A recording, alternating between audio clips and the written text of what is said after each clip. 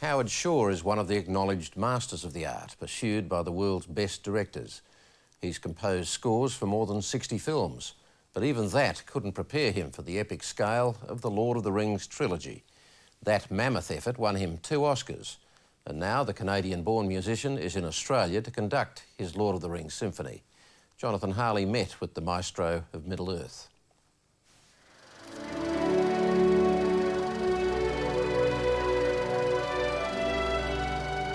You can't write a great score, unless you have a great film, and it helps to have a great screenplay to create the film from.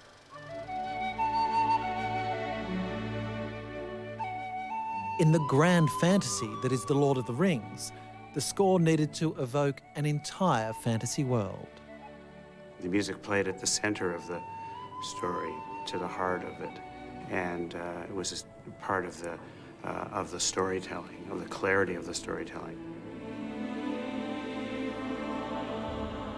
When director Peter Jackson conceived his trilogy, he envisaged one work able to be screened as a continuous film. The brief to Howard Shore was that the same be true of the music.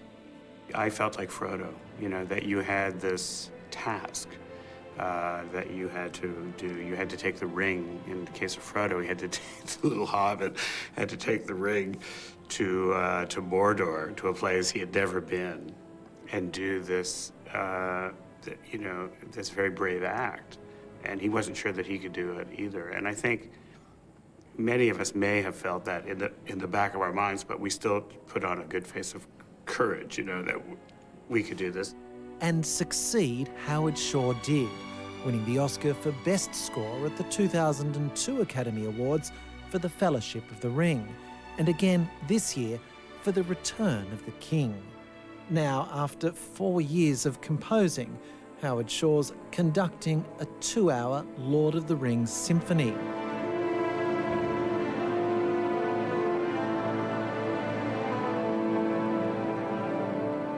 To create the epic sound, he'll draw on the Sydney Philharmonia Choirs, Sydney Children's Choir and Sydney Symphony. The music at Lord of the Rings in particular was based in a 19th century tradition of music, classical music, and because we use so many voices and so many choral pieces to it, we were expressing the story and using Tolkien's created languages, and the choirs all sang in all of the different languages that he had created for the story. The rarefied world of the Sydney Opera House is a long way from the beginnings of Howard Shore's musical career.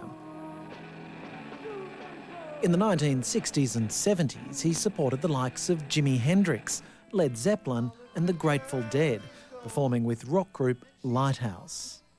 It was just a period that you read about later on. You went, oh, that's right. I did remember I was at that club at that moment, or I was backstage at, you know, at Monterey and things like that.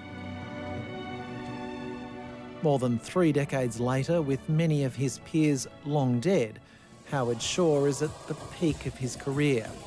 But it's his sheer diversity of film scores which has earned him such respect. From early works with director David Cronenberg, such as Dead Ringers,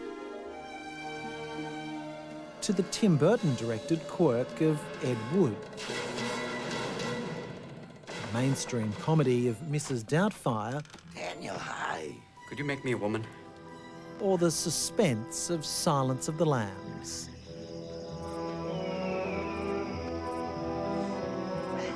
The thing that I think is interesting and notable about that movie and its music is that the music relates to the Starling character, to Clarice, Jodie Foster's character, and it's very specific.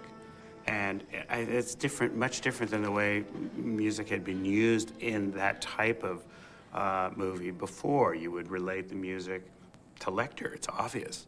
Here's the really bold, strong character, and music would very often play to that. So here was a way of using the music in a different way. 212, 213.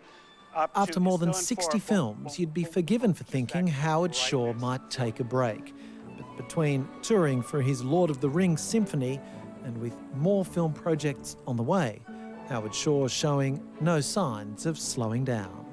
I won't live long enough to learn everything or write everything that I'm interested in music. So I think it's having something that you really believe in or interested in that helps to sustain you.